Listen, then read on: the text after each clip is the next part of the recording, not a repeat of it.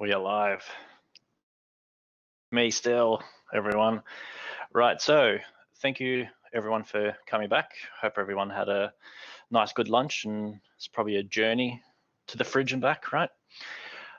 So next we have coming up Mr. Edward Farrell, or Ed. I love coming to AusCERT. I'll ideally be there in person, but COVID, because I just get to hang out with all my friends, and Ed's a really good friend of mine, so I'm very, very happy to be sharing it virtually with him this year. So Ed's a security consultant with 10 years experience and 15 years in tech, so an incredible amount of experience. He's been around the conference scene for a long time, is a frequent at AusCERT, and he's one of the few remaining directors that are running their own independent security practices these days. Mercury ISS. He has conducted and overseen the delivery of over 300 security assessments, incident responses, and everything in the past 5 years. His professional highlights include lecturing at the Australian Defence Force Academy, being rated the top 200 bug bounty hunters of 2015, very well done, and running an awesome team of security professionals. So his talk, we're actually chatting about it yesterday, I'm really, really looking forward to this one, because as we were kind of discussing yesterday, it's something that comes up quite often on the offensive side. So monitoring the monitors, a path to keeping the SOC in check. So I'll kick it over to Ed, if you could kindly share your screen with the slides there, mate. And without further ado, Mr. Edward Farrell is going to tell us how to monitor the monitors. Excellent. Well, thank you for the warm introduction, Lucas. Just to check, we can all see those slides there. Lucas, feel free to shoot me a message over Slack. Yep, sweet. All right, well, g'day, folks, and welcome to my talk, Monitoring the Monitors, a path to keeping the SOC in check. So my name's Edward Farrell. I've now been doing pen testing for about 10 years and running my own team for the last 5. So funnily enough, my career started off in a network operations center before security was the big thing, focusing on security, and then evolving into the offensive side after that. So the last 5 years, I've been running my own team, and we do a couple of different assessments. And this has kind of been an evolving thing for us over the last, probably the last 12 months, of looking at SOCs that are now all the rage. How do we actually get them working and functioning properly, or even holding them to account? So a little bit of what we'll be going through today. We'll actually discuss what is a SOC, or a security operations center, or an MSP, or an MSSP, however we want to term it. Some of the characteristics with these, with a SOC, what's good about them, what's bad, and some underlying concerns, some underpinning concerns that we've had over the years. We'll also discuss some of our broad observations and conclude with, well, a path to how we keep them in check. But I think for me, it's important to start with the story, and this story was really one of those things that had codified a lot of my views and perceptions, and even approaches with how we deal with security operations centers. So this was an internal pen test that my team had sometime last year, where I turned up day one, 9 a.m. And I have a personal preference. When I start a pen test, I like to spin up Wireshark and actually see what's happening on the network that I'm on. A couple of things that we saw, there was Cisco NAC in place that kicked in after about a few minutes. But what was really interesting was, without any authentication or access control, within 2 minutes, we had domain admin, because domain administrators were communicating to a clear text SQL service using their domain credentials. So yeah, all right, this was getting a little bit concerning for us. All right, this is just some basic hygiene stuff that you really should be doing right. Admittedly, we were on an administrative subnet to kick off with, but then about 20 minutes later, we kicked into our first iteration of network scans. Off the back of which we found eternal blue not once, but on 170 different systems. We also found consistent logins as the local administrator, as domain administrators, and off the back of that, we started layering in our RC2 and moving through the network. By the end of the first 4.5 hours, we were camped on the CEO's desktop, recording everything they were doing. We had access to a really sensitive database as well. And it's usually at this point I start initiating incident response, just because the degree to which we were able to get in was a little disconcerting. We managed to also capture a lot of DNS traffic and observe that, hey, there's a bunch of adware going out as well, some other activities that are a little bit concerning. So realistically, I then spent the remainder of day one and a good portion of day two not only going through our post-exploitation scenarios that we factor into our assessments, but I also started thinking, well, someone's beaten us to the mark here, that they would have had to. And unfortunately, we never really got to the bottom of that, because by day three, I had internal audit that was adjacent to our test. So our activities were commissioned by the IT manager. But internal audit was quite insistent that the internal network was secure, because a spreadsheet that was provided by a security operations center said, no, everything's secure. Internal audit was also quite insistent that what we did and the actions we took were inflammatory. They also were insistent that as a mitigating control, that this was an internal network and nothing bad could ever happen, notwithstanding the fact that we were capturing DNS traffic that would suggest otherwise. So off the back of this, we then decided to do a demonstration of what would code execution look like on local systems, off the back of which we managed to create a command and control channel out to our own infrastructure sitting in AWS that allowed us to effectively perform all the actions we did on day one from the internet based on the assumption of malware, which, based on the assumption of malware presented through ad campaigns, which, funnily enough, my colleague, Caleb House, was doing a lot of research on. So he's actually built out some really cool malvertising tools that we had actually hoped to employ on future engagements with single clients like this. But off the back of those, we were able to execute code. Funnily enough, we actually got to a point where we started to say, all right, how far could we get? We got to a point where none of our code was getting obfuscated. This should have been stuff that should have been getting picked up, and it wasn't, and the SOC hadn't seen any of our work at all. So by the end of day three, come back to day one, we kept our OPSEC a little bit limited because this engagement was quite tight. We weren't picked up. By the end of day three, we had no obfuscation. We were using straight out interpreter shells going over HTTPS, and there was absolutely no detection.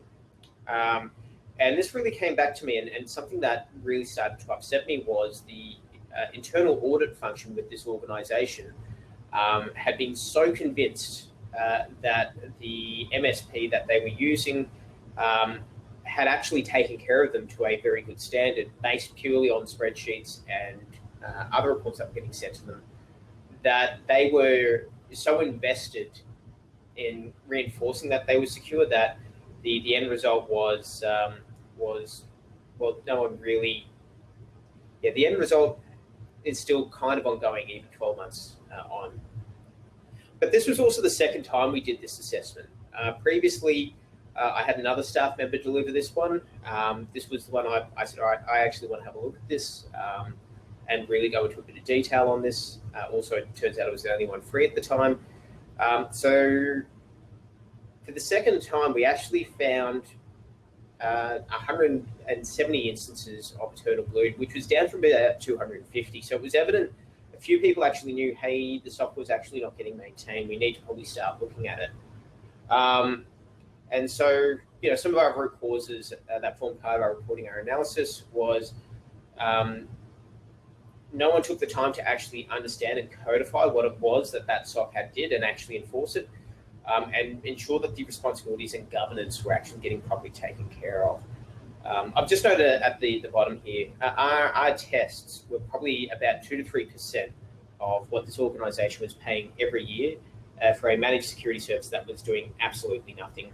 And then, of course, we put that relative to the cost of an attack. If these guys had been, it was by pure luck that this company hadn't actually been hit with a ransomware campaign, just given the ability we were able to achieve with lateral movement. So now that we've had that little appreciation, that story, I guess our next question here really is, well, what is a SOC? So SOCs, MSPs, MSSPs, the term itself varies and changes a lot and is often interchangeable with a lot of language that gets put out there. And so this inconsistency in the term, I think, has actually contributed to understanding what is the role and responsibilities of an outsourced provider that you're employing. So this has kind of been one of those discussions that's been going on for 10 years. And I even remember a colleague of mine that was at AusCERT, would have been about 2011, where he pointed out, well, information security is starting to get called cyber, to which another colleague said, well, look, if our customers want cyber, we'll give them cyber, off the back of which there was this whole piece, especially amongst the more experienced and veteran members of the community of, well, the problem is we're lacking that specificity with what is actually taking place. And I think this has been one of those outcomes of it is someone suddenly spun up a security operations center and clearly they are going to be able to do everything. And so then all of a sudden, we now need to dive deeper into, well, what is it that the actual SOC is doing? Is it conducting an automated scan? Is it conducting some sort of holistic protection? Is it doing some sort of deep level threat hunting activity? Is it doing full traffic capture analysis? Is it maintaining systems? That failure of definition, in my assessment with this company we had contributed to the shortfalls in the setup for this organisation. And so apply that to every internal test that we've done, and this inconsistency is just one of those things that keeps popping up. So it's important to know, okay, this is what a SOC is, but what have they actually said they're doing? So when we start talking about SOC, we actually encompass a very broad church of different firms and organisations that actually are providing professional services on a fairly regular basis to customers. But why would you actually use a SOC? And I think this entire talk isn't here really to disparage a security operations center. I think when they're organised and orchestrated and integrated really well, they're a fantastic asset to have on board. And common traits with this is, if you look at it, you can actually get some really best of breed individuals into that organisation. There's a particular organisation that we've actually come up against where their tech lead, for example, ensures that all of his people are regularly educated. They actually create their own tools. They understand what they're doing. That's a quality and a trait that you're not going to be able to get in your own organisation and set up appropriately. And I've just made a star there because it's something I really want to talk about a little bit later on during this talk. It's also coming back to the availability of easily scalable and cost-effective solutions. So if you simply apply a single capability to your own organisation that's isolated from the rest of Australia, you're not necessarily going to get the intelligence feeds that you would have, say, through a more centralised solution that's covering off, say, the entire industry. But also you're having to pay for that. And you're having to pay for the systems and licensing behind that you might actually be able to get at a cheaper cost if it's scaled amongst and shared amongst multiple individuals. There's always this talk about skill shortage. I'm always 50-50 about the concept that we actually have a skill shortage in this country. In that I think there's actually some really awesome and really talented individuals out there, but we often overlook them because we are looking for someone perfect. So I'll just have that as a side comment there, but one of the points we talk about is skill shortage. Ideally, a SOC will actually be able to address that skill shortage, especially if you're having to deal with real deep subject matter expertise, say in the case of threat hunting and open source intelligence capabilities. I've kind of touched there before on that concentration of force of you actually have a lot of people there and ready to go who have had that exposure to multiple environments, and they're doing this activity day in and day out. And finally, it's important that you should actually be in a position where you start freeing up your internal resources to focus on core tasks that can't be delivered by an outsourcer. So this was always the thing with, say, providing simple, repeatable, reproducible tasks such as server maintenance and laptop fleet management, is if that task can be outsourced to a third provider and it's cheaper than the resources that you pay for internally, go for it. But unfortunately, that's not always something that we see. And all of a sudden, I come back to that term I said about we conflate the language with which we're conducting security, and all of a sudden, our key activities and our core tasks, and even say things like doing a strategic analysis piece that we probably need to be doing ourselves, suddenly gets pushed out. So understanding what your core tasks are and being able to divide those tasks and conduct your division of who's doing what effectively to ensure that your resources are properly managed is fantastic when it's done right. But that really comes back to your internal assessment of, all right, this is what my focus needs to be. But what's actually been really bad, or what have we seen gone terribly wrong in this space? I touched there before on that handover and integration of duties. So does your actual outsourcer understand what their role is and what they're doing, and do they have the context behind the organization that they're actually conducting an assessment on, and that they're actually employing their services against, and off the back of that, does that translate into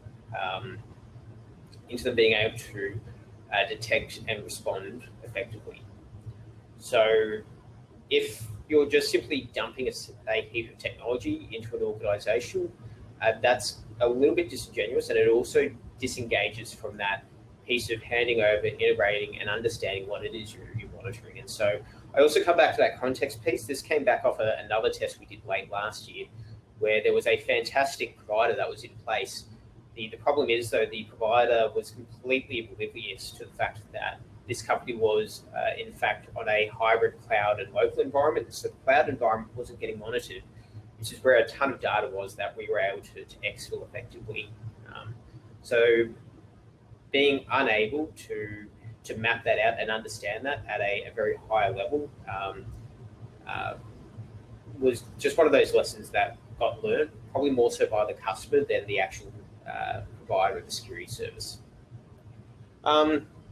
So supporting processes is another interesting one. Security operations centers or selling SOC as a service. If you are a salesperson, the average cost of a SOC can be anywhere from the low six figures all the way up to, in the case we had before on the scenario I was talking about, into 7 figures. So suddenly sales will actually push it. So, and this has been an experience I've seen a lot of it in the last 10 years, is the sales process will actually push ahead and drive the need for these high value services that are notionally niche, but haven't actually gone through and considered things like governance and the operational liability of maintaining those systems. And we'll see that in a second here. Integration as well, and when I talk about integration, that's actually integrating with internal effects as well. Or not just simply dumping a bunch of tools, but making sure those tools are effectively orchestrated, and also being able to work between a network operations center that needs to maintain systems and their uptime versus a SOC, which is probably more focused on making sure that everything's been locked down properly. Skilled resources as well is another big problem. So I'll actually come back to that a little bit later in one of the scenarios examples I talk through. Security ownership, so who's responsible for what? If security ownership isn't properly identified as to who owns what and who's responsible where, that also starts to undermine the efficacy of your SOC. Capacity and responsibility, offshoring, visibility, who's maintaining the information. All these are things which go terribly, terribly wrong if there isn't effective management and oversight in getting these capabilities underway. So this was something really peculiar as I started preparing for this talk and started researching. I think this is also part of a broader piece in terms of concerns I have across the industry, which is if we have a look at it, the technical roles, which are usually going to be your people at the coalface, are often neglected in terms of training and development and preparation. So, for example, the two cases that I have here are probably a little bit more mature in their training and individual capability development than we have, say, for network operations. But they were two very important ones that, funnily enough, I extracted from one of the security operations providers. That is a project manager, which can be trained up in a weekend, in 5 days for $2,695, excluding GST, will later translate to a salary of this particular company between $120,000 and $156,000. Whereas a diploma in software development, which is going to take time, your average fee is about $7,456 for an end salary of between $53,000 and $96,000, which means that if we were to also apply this approach to the people that we have that are responsible for overseeing and managing technical delivery, if we apply this hierarchical approach there, suddenly the people that we are employing on the ground doing those technical tasks are not necessarily always going to be the best and brightest relative to, say, someone higher up in, say, a project manager role, or even in a service delivery management role. So this hierarchical approach to that cost of headcount kind of starts having a very negative influence from a just purely from an economic standpoint, that because we're not paying our technical staff the same level as we do for someone who may have just come into, say, project management and has a very low barrier to entry in terms of qualification and prior skills versus the ongoing development requirements for technical activities, it does actually mean we have a very negative influence on the quality and caliber of individuals that we're going to attract to those roles.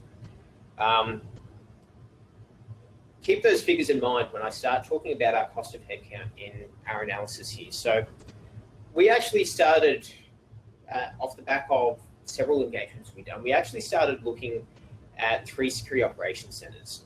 And across all of these, there was a very heavy emphasis on sales as opposed to the actual delivery of tasks. So one of them had about 30 odd staff, of which they had 5 people in their SOC. They then had a sales workforce of about 10 personnel. So if you come back to the costs that I had illustrated previously, if you've got, say, your 5 techies that are averaging, say, about anywhere from $50,000 to $80,000, that translates to their cost being about $400K. And then you look at, say, a large sales scales or service delivery management task force at a salary cost of, say, about $1.5 million. Suddenly, the only way that those sort of salaries can be sustained is if your SOC is taking on a lot more work than it's actually capable to meet. So suddenly, if there's large-scale incidents, if the SOC isn't well-rehearsed, well-trained, and prepared, this tooth-to-tail ratio will actually start to have a negative impact on their ability to deliver results. Furthermore, we also look at, and this was kind of influenced off the back of an article I was reading on telecommunications industry structure in Canada, the US, Australia for the last couple of years, about how over the last 25 years, because the incentive has actually been focused on quarterly sales as opposed to capability development, we're now at a point where a firm like Harway, which has actually had that focus on capability development, is in a far more mature state and has a lot more capability to provide relative to their competitors in the West. So all of these factors start to incentivize the wrong behavior. So I come back to the piece I was talking about in terms of the cost of labour. Because we're not actually using salaries to attract the right level of labour, plus also if we look at the time and space it requires to actually build out a functional team, as well as that downward pressure on salaries in an outsourcer, the capacity to maintain experience and depth in those organisations starts to have a cumulative negative effect.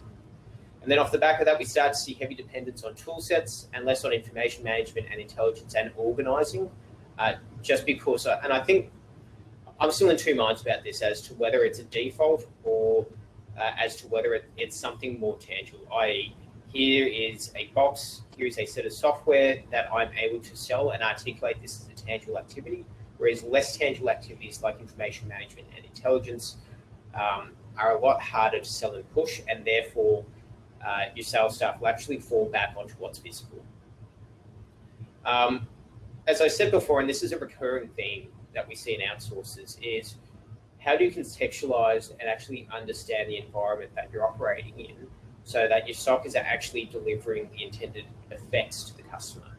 So if all you are doing is waiting for someone to run a Nessus scan and you are there to flag that because that's exactly what your tool set's telling you, that's not necessarily going to help say to the level of, well, here's a bunch of DNS requests we had.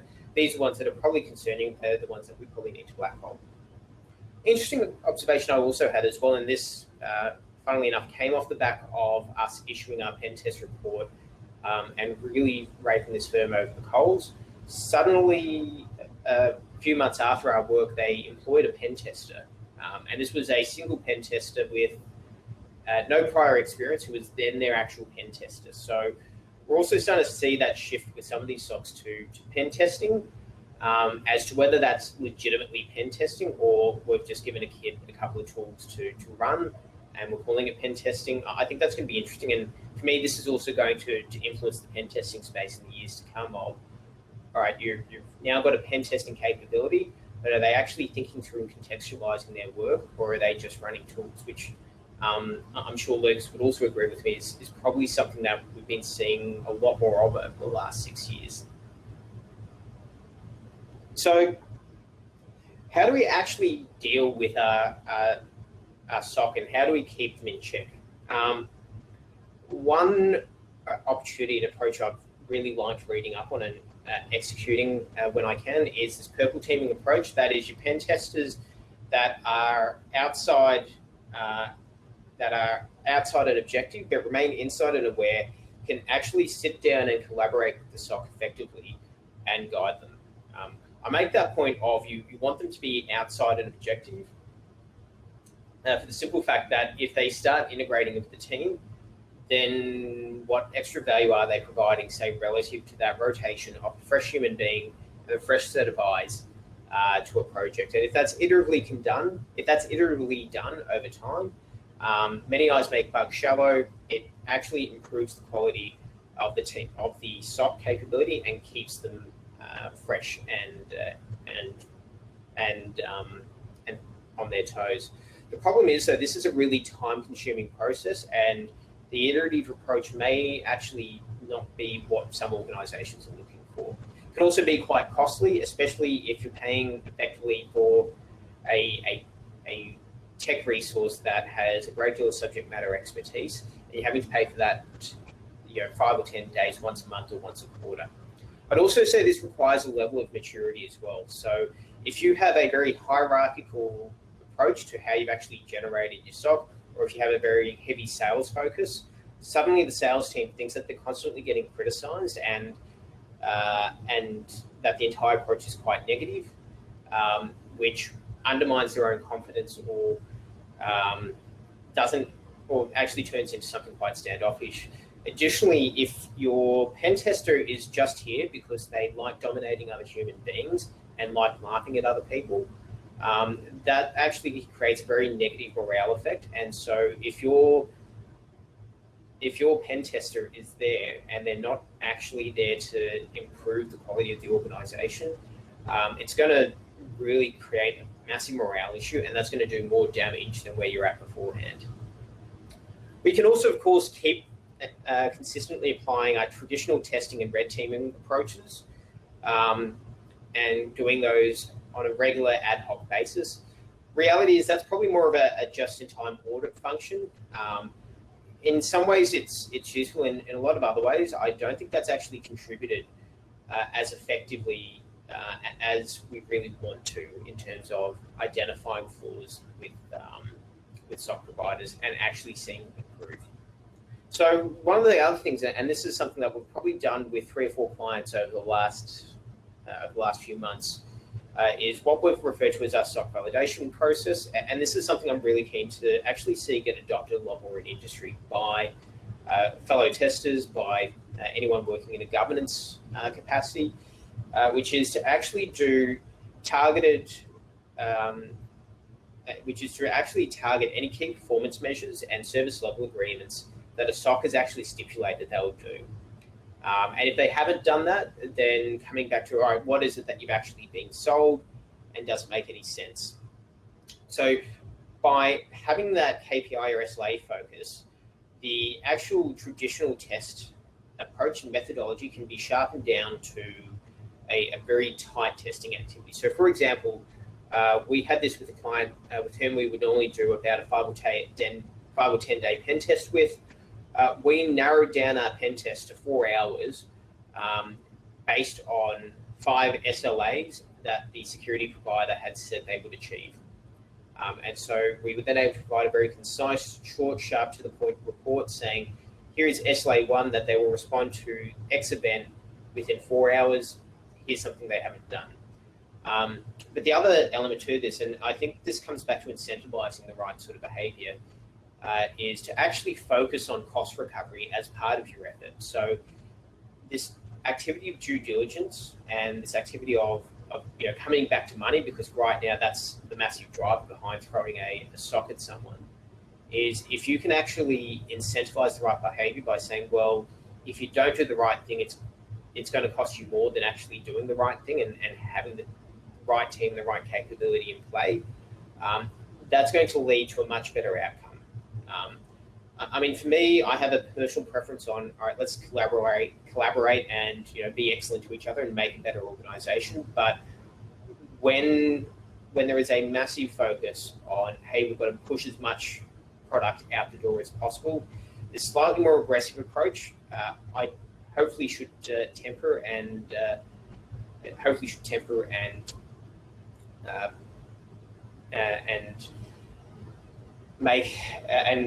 make people actually realize, hey, this is the approach you should be taking.